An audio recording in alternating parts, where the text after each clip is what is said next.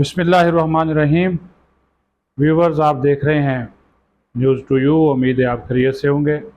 एक नई इन्फॉर्मेशन नए व्लॉग के साथ आपकी खिदमत में हाज़िर हैं। अडयाला जेल में जो शबो रोज़ गुज़र रहे हैं कप्तान के, वो अटक जेल से बेहतर हैं। दिल उनका अभी नहीं लगा अडयाला जेल में, क्योंकि वो अटक जेल के आदी हो गए थे। लेकिन अब वहाँ पे ये कहा जा रहा है कि जो सूरत हाल है तो उसके मुताबिक अपने आप को वो डाल रहे हैं। एक मुशक्ति मिल गया है। अच्छा, वहाँ पे जो बेड है, वो जो कमरा उनको दिया गया वो ज़ाहिर नवाशी वाला ही है। कुछ वहाँ पे सहूलियात कोई जो दी गई हैं, वो बेड आसिफ जरदारी ने वहाँ पे वो मंगवाया था, तो वो फिर वापस नहीं लेकर गए थे और उसको फिर इस्तेमाल करते रहे। जब नवाज शरीफ भी थे तो वो भी, और उसके बाद पंखे शंखे और एयर कूलर वगैरह भी उन्होंने लगाया था, तो वो भी वो इस्तेमाल कर रहे हैं। तो कहने का मतलब ये है कि वो मौज में हैं। अब वो कह रहे हैं जी, किसी ने कहा कि उनको कैदी नंबर 500 बना दिया गया, या कैदी नंबर 69 बना दिया गया। इस तरह की कहानियाँ चल रही हैं और बड़ी बातें की गई। लेकिन उनकी जमात के हवाले से जो तकसीम है, तफरीक है, वो बढ़ती जा रही है। पिछले दिनों भी आपने देखा कि पार्टी के अंदर जो फ़ैसला साजी है वो ख़त्म हो गई, और वो फ़ैसला साजी इस वजह से ख़त्म हुई कि जो लोग इस फ़ैसला साजी में शरीक थे वही एक दूसरे के ऊपर एतबार नहीं कर रहे थे। और इसी वजह से इमरान खान ने जो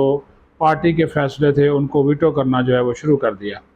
वीटो करना शुरू कर दिया तो उसके बाद फिर ज़ाहिर है वो फ़ैसला साजी बिल्कुल जो है वो रुक गई। अब यहाँ पे जो एक मुश्किल इमरान खान के लिए पैदा हुई है वो ये है कि अब पार्टी के अंदर पार्टी को चलाने वाला है कोई नहीं, और अगर कोई पार्टी की कोर कमेटी कोई फ़ैसला करने की मजाज भी है तो वो उनसे जाकर मंजूरी लेने पड़ती है। यानी कि काम बिल्कुल ठप हो गया है। और अभी जो तहरीक इंसाफ का रहता थोड़ा बहुत जो वजूद था वो भी ख़तरे में है। वो क्योंकि इनके लोग सारे पकड़े गए, और जो लोग बाहर हैं वो किसी एक जगह पे मिल बैठ के मीटिंग नहीं कर पाते। जिस तरह जिनकी रिहाई हुई है ज़मानतों के ऊपर, वो भी जो है वो मिल बैठ कर उसका फ़ैसला नहीं कर पाते, जिसकी वजह से चीज़ें जो है वो गुडमुड हो रही हैं। अब यहाँ पे एक और इन्फॉर्मेशन जो है वो आपके साथ शेयर करनी है कि इमरान खान की जो एक कोशिश थी कि बुशरा बीबी पार्टी चलाएं, वो भी कामयाब होती नज़र आई, क्योंकि बुशरा बीबी ने हाथ खड़े कर लिए। वो अपने केसेस में बुरे तरीके से जो है वो फंसी हुई हैं और वो उससे नहीं निकल रही, तो वो भी उनके लिए एक मुश्किल जो है वो बनी हुई है। अब इसी वजह से अब इनके जो एक और मरकज़ी सेक्रेटरी इत्तलात थे, छुपे हुए थे,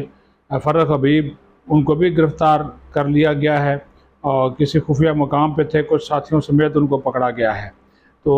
और भी जो लोग जो रुपोश हैं उनकी भी गिरफ़्तारियों की खबरें आपको मिल जाएगी। उनके पीछे भी इदारे जो है मौजूद है। ये वो लोग हैं जो कि सानिया 9 मई में मुलव्वस हैं, और इसी वजह से इन लोगों के हवाले से बयानात दिए गए थे। और वज़ीर-ए-आज़म ने भी कहा, एक वाज़ेह और क्लियर कट गैर मुबहम मैसेज दिया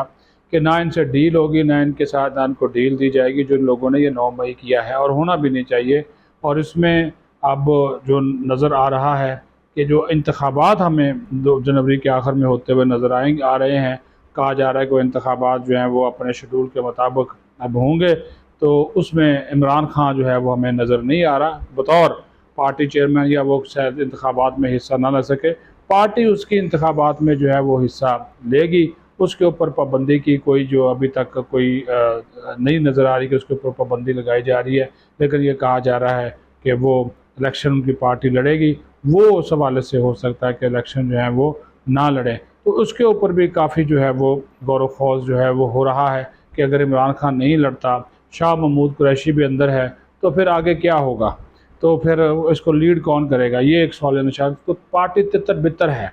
तो उसको चलाने वाला इसका ड्राइवर जो है वो अडयाला जेल में बैठा हुआ, इस पार्टी का ड्राइवर, वो कहता जी मैं ही तहरीक इंसाफ हूँ, तो मैं नहीं हूँ तो फिर तहरीक इंसाफ भी जो है वो नहीं है। तो वो तो इस किस्म के जो है वो दावे कर रहे हैं। तो जब वो इस किस्म के दावे करेंगे तो आप उस खुद अंदाज़ा लगा सकते हैं कि फिर जो है वो सूरत हाल जो है वो क्या बनेगी। तो तमाम तर सूरत हाल को अगर आप अपने जहन में रखें, सोचें, सोच विचार करें, तो आपको भी अंदाज़ा हो जाएगा कि तहरीक इंसाफ के लिए जो मुश्किलात हैं वो कम नहीं हुई, वो मुसलसल बढ़ रही हैं। और इनके अपने सख्त बयानिए اور اداروں پر تنقید کی وجہ سے یہ صورتحال ایسی ہو رہی ہے۔ اب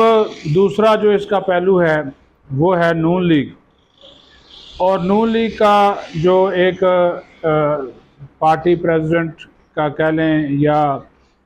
شہباز شریف کا، وہ میں نے کل بھی کہا تھا کہ ان کو ایک ٹاسک دیا ہے کہ جو قانونی معاملات ہیں نواز شریف کے وہ دیکھیں، لیکن اب نواز شریف جو ہیں وہ وطن واپسی سے پہلے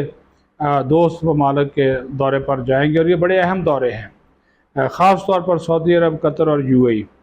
کیونکہ وہاں کی جو قیادت ہے عرب ممالک کی، ان کے ساتھ نواز شریف کے قریبی تعلقات ہیں، ذاتی بھی اور خاندانی بھی، تو آپس میں آنا جانا، پھر کاروباری بھی معاملات ہیں ان کے ساتھ، وہاں پہ جو باہر ان کے بیٹے کاروبار کرتے ہیں حسن اور حسین، تو وہ عربیوں کے ساتھ ان کی ساتھ دعاسلام ہے۔